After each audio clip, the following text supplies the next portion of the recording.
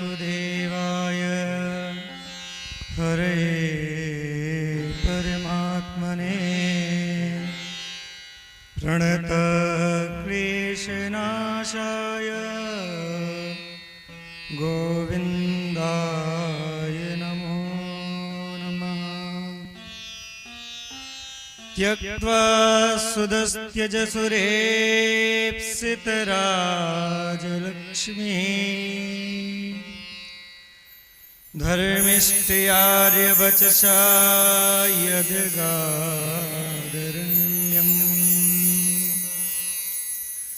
मायामृगं दैत्ययेप्सितमन्वधावस् वन्दे महापुरुषते चरणारविन्दम्।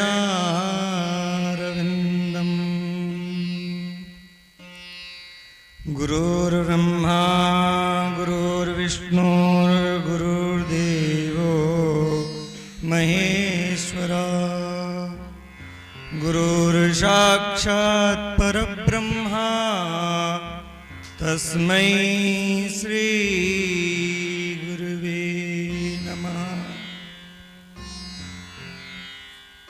आज बड़े सौभाग्य की बात है, परम सम्माननीय आदरणीय व्यास मंच पर उपस्थित परम पूज्य श्री सुमित जी महाराज, जो भागवत रूपी ज्ञान गंगा का अविचल धारा वृंदावन की धरा पे जो प्रवाहित हो रहा है, इतने भक्ति भाव से यह कथा कर रहे हैं।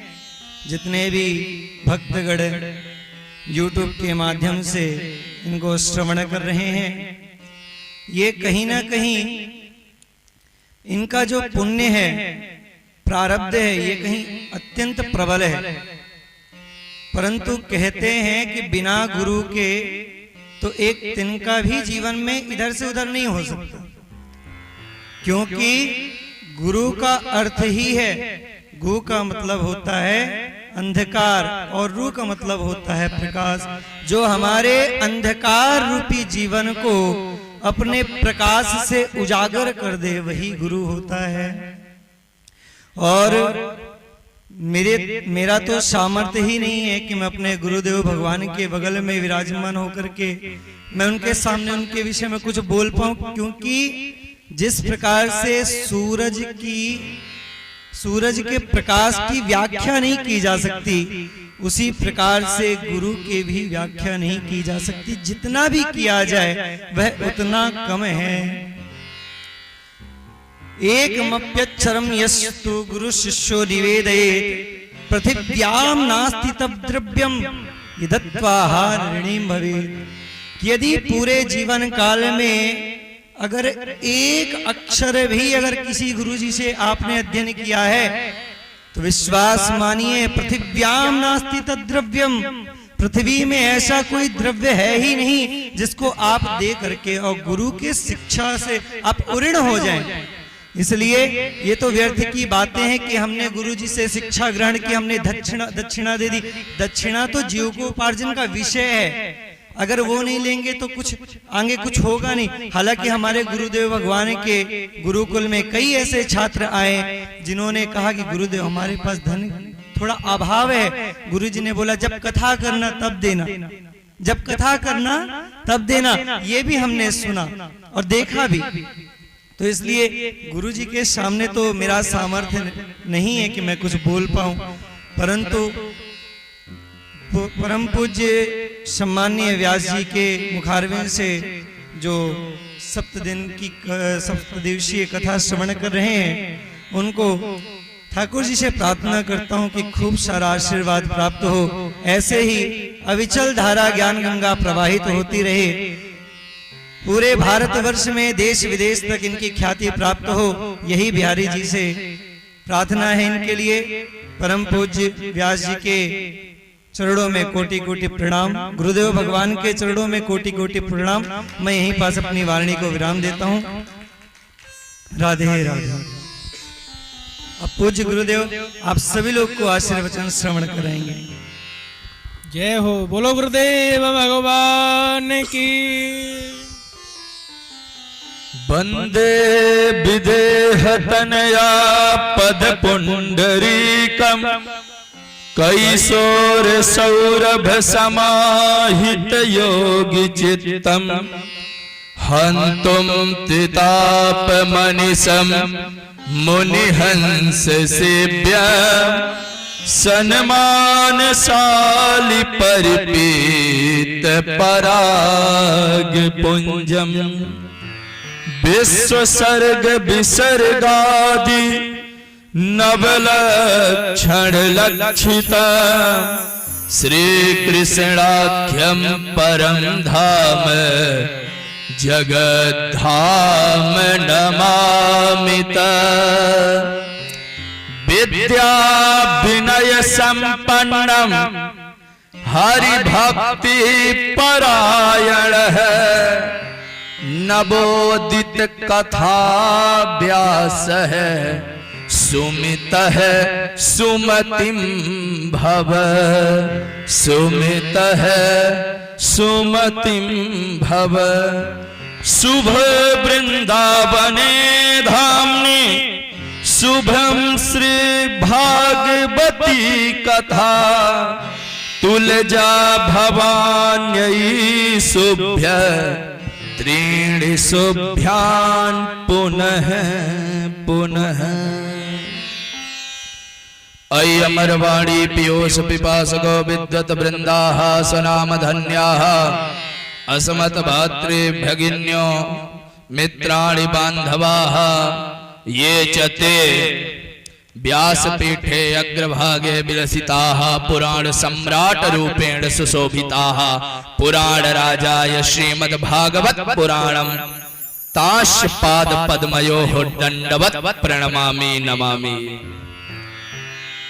व्यासपीठे सुशोभिताः विद्या विनय संपन्नाः विनम्रता प्रतिमूर्तयः माम अतिशय प्रियांसः सुमित मिश्र महाभागाः एवंच माम पुरतः विलसिताः सुमित मिश्र महाभागाः मातृचरणाः पितृचरणाः एवंच अस्यां कथायां विलसिताः विप्रवृन्दाः मां दक्षिण पार्श्वे विलसिताः निर्झरवत झरझर कलरध्वनि माध्यमेन संगीत धारा प्रवाहकाः संगीतकार बांधवाः मां अतिशय प्रिय शिष्याः एवंच ये च ते सर्वे अद्याहं भवतां कथायां आत्मानं संस्थाप्य भूरि भाग्यम् आकलयामि।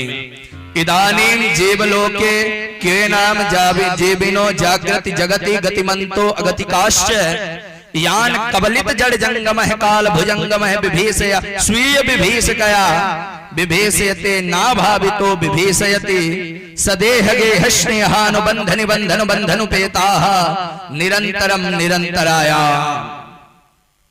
श्रीमद् भागवत की कथा जो है ये बड़ी दुर्लभ है। वृंदावन धाम भागवत की कथा उसमें भगवती तुलजा भवानी का ये पावन प्रांगण उसमें भगवान भोलेनाथ बैठे हैं। आपके सौभाग्य की सराहना तो ऐसे भी नहीं की जा सकती कि आप जगन्नाथ की कथा स्वयं विश्वनाथ को सुना रहे हैं। विश्वनाथ सुन रहे हैं और जगन्नाथ की कथा आप विश्वनाथ को सुना रहे हैं। अभी सुमित जी महाराज कह रहे थे वृंदावन में महाराज ये जो भूमि है ना ये प्रेम की भूमि, यहाँ का ठाकुर किसी को जल्दी रुकने नहीं देता। यहाँ कोई आता है ना तो ठाकुर बड़ी परीक्षा लेते हैं उसकी। हर विद्यार्थी के साथ में ये समस्या होती, यहाँ आने के बाद या तो वो बीमार हो जाएगा, बीमार भी ऐसा होता है कि जल्दी से वो ठीक नहीं होता। यहाँ का पानी सूट करता ही नहीं महाराज, ये प्रेम भूमि है। यहाँ तो वही निवास कर सकता है जिसको किशोरी श्री राधा रानी बसाना चाहे, जिसके ऊपर ठाकुर जी की महती कृपा हो, वही वृंदावन में वास कर सकता है। और बड़ा दिव्य ये भागवत की कथा सुना रहे हैं। अभी ये प्रहलाद चरित्र को गा रहे थे। प्रहलाद चरित्र के संबंध में भगवान नरसिंह प्रहलाद जी से एक श्लोक उद्भाषित करते हैं। जब प्रहलाद जी भगवान से कहते हैं प्रभु, भगवान ने बार बार कहा बेटा प्रहलाद कुछ मांग लो। प्रहलाद जी ने कहा प्रभु कुछ नहीं चाहिए। भगवान ने बार बार कहा तो उन्होंने मांगा कि मेरे मन में कभी कुछ मांगने की उत्कंठा जागृत ही ना हो, यदि राशि है। और बड़ा दिव्य ये भागवत की कथा सुना रहे हैं। अभी ये प्रहलाद चरित्र को गा रहे थे।